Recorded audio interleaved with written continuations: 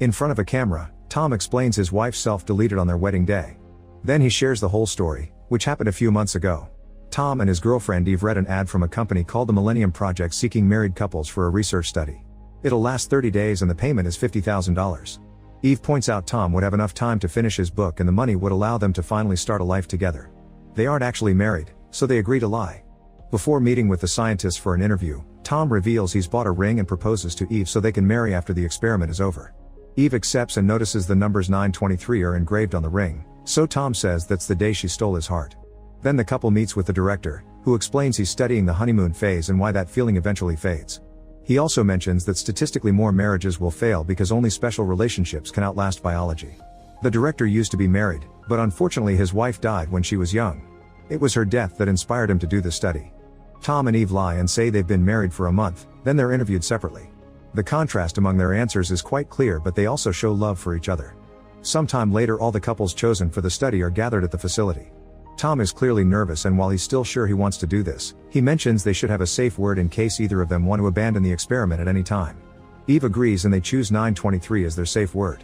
Then the director announces the start of the experiment and the couples are split by making the men and women leave through different doors. Then Eve is given an injection that puts her to sleep. When she wakes up, she's on a bed with Tom and both are wearing the clothes assigned by the company. She wakes Tom up too and they explore the house together, getting surprised when they see a hologram in the living room. This is the mediator, who allows a scientist to check on them without skewing the results of the study. She asks them to put on a pair of headsets that record their brain waves whenever they discuss the experience. After testing it with a simple question, the mediator tells them she can be reached at any time through the device on the table and disappears. Now the couple is free to explore the house. They find an old record player and play some music to dance and sing in the living room. They check the kitchen and find a futuristic dispenser that brings them any food or drink they ask for. They also unpack the only bag they were allowed to bring. Since they'll be spending Christmas in the house, they've bought gifts for the occasion. Eve has also brought cookies that were spiked with uppers in Tom's notebook so he can keep working on his novel. There are cameras everywhere, but sadly their phones have no signal in the house. There's also a very nice office for Tom to work in peace. In the evening, they ask the dispenser for a bunch of things just for fun. Then they light up the fireplace and bring some champagne to the couch to watch a movie on the screen that rises from the coffee table. Afterward they go to the bedroom and cover the camera with their clothes so they can get naughty. Eve reminds Tom to wear protection, and once they get going, Tom is rougher than usual. After they're done, Eve is quite shaken, so Tom apologizes and comforts her. On day 3, the couple is watching a movie in which the protagonist gives birth. Seeing the baby on the screen inspires Tom to say they should have one, but Eve immediately rejects the idea because she doesn't think they're parent material. On day 11, they decide to try the spiked cookies. She immediately bites one, but Tom is hesitant even though he's tried it before. To help him relax, Eve goes to prepare some drinks, and when she comes back she finds Tom chewing. When the effect kicks in, the couple decides to play hide and seek, and when Eve chooses a random room, she pushes the door so hard that she makes a hole in the wall. She hides behind the boxes for a while but ends up coming out, so Tom jump scares her. Then it's Tom's turn to hide, and while Eve counts, she hears a weird noise followed by someone yelling for help. She rushes to the entrance and is shocked to see one of the other wives from the project crying and desperately asking to be let in because her husband is trying to kill her. Eve tries to open the door but it's locked, so she starts waving at the camera and yelling for help too. At that moment the husband shows up, hits the woman's head against the door, and carries away the body. By the time Tom comes to the entrance, the people are gone. They ask to talk to the director, who appears as a hologram and tells a crying Eve they've checked the system and all the other couples are fine. He even shows her the footage, which shows Eve in front of the camera but nobody outside. Tom admits to the director that they consumed some uppers, so they conclude that caused a hallucination. However, Eve can't sleep that night because she still feels it was real. The next day Eve takes some medicine for her headache and throws away the remaining cookies. Tom asks for a little naughty time, but Eve turns him down and asks him to work on his book. Afterward they sit at the table and Eve gets to work on her designs, but Tom isn't writing anything.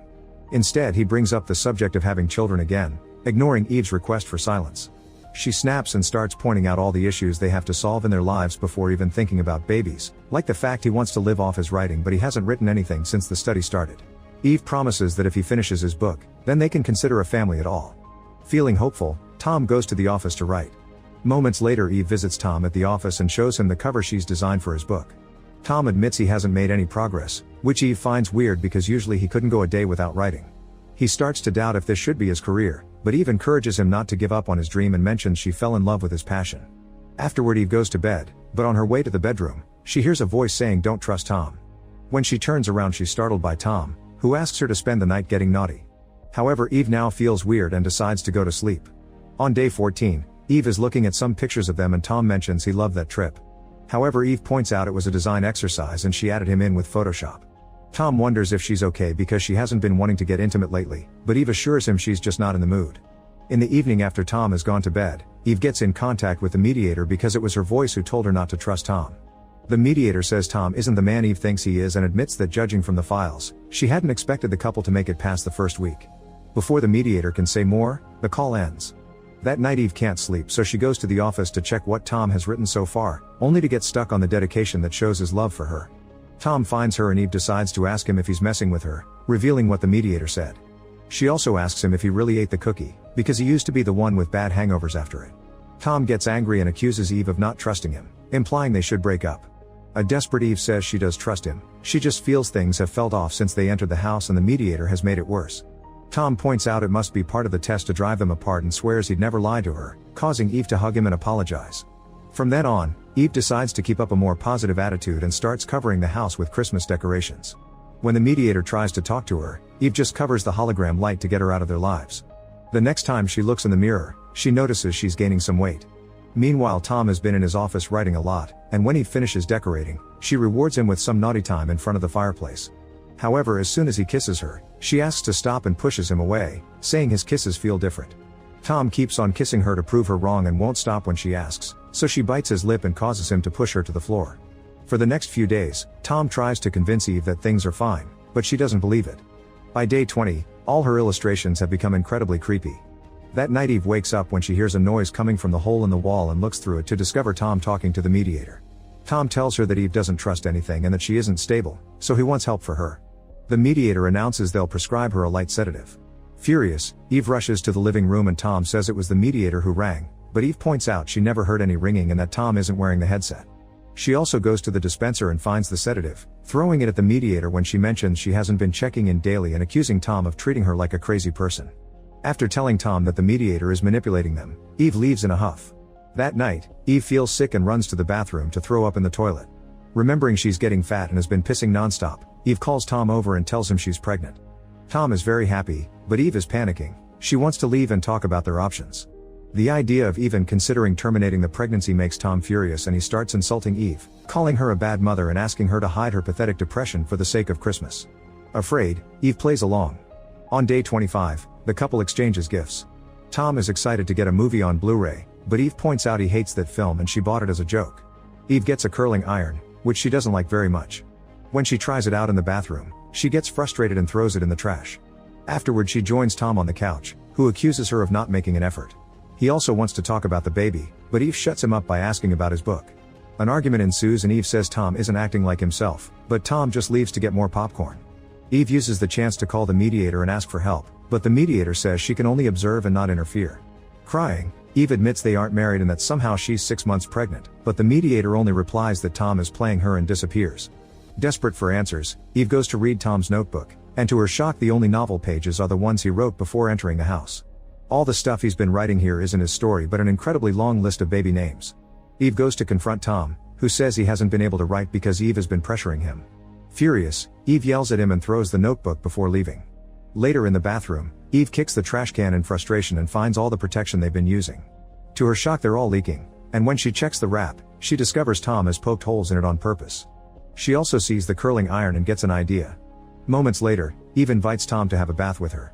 She keeps filling his glass with wine as they play Never Have I Ever and Tom gets it wrong when Eve says they've never been married. She admits that she knows about his forcing her to get pregnant and mentions 9/23 multiple times, but Tom doesn't get it. Upset, Eve goes to the kitchen and steals a knife, which she hides when Tom comes to bring her to bed. In the bedroom, Eve hides the knife under the pillow and tries to sleep, but Tom starts touching even though she keeps pushing his hands away.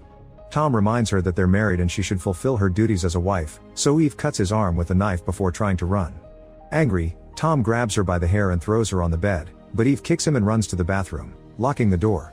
Then she grabs the curling iron, which has been warming up all this time, and inserts it into her private area. The pain is unbearable and she can't go deep enough to kill the baby like she wanted. A furious Tom breaks the door glass and rushes in, throwing the iron into the bath and causing the power to go out. Then he threatens Eve, if she ever tries to hurt the baby again, he'll kill her. Soon the power is restored and the director appears to end their stay since obviously they're failing. Terrified of Tom's reaction, Eve assures him that she's fine, so the director allows them to stay as long as Eve takes her sedatives. When Eve asks what happened to the mediator, the director says she was fired. Later, Tom surprises Eve with a special dinner but doesn't let her a knife to cut her food. In fact, all the kitchen knives were hidden. Then he forces her to dance with him and Eve asks where the real Tom is, since this is obviously not him. Tom ignores the question and kisses her, so Eve uses the chance to stab him multiple times with a fork. As Tom falls, Eve grabs the knife from his meal and runs to the hole in the wall, which she makes bigger to step inside. By walking through a narrow corridor, Eve finds a door and comes out into the research facility. When she hears someone coming, she enters a random room and finds a bunch of sleeping women who look all exactly the same. On big screens, all the couples from the project are listed under memory mapping and the woman from the bed is classified as clone. There's also a butterfly flying around, known for its access to genetic memory.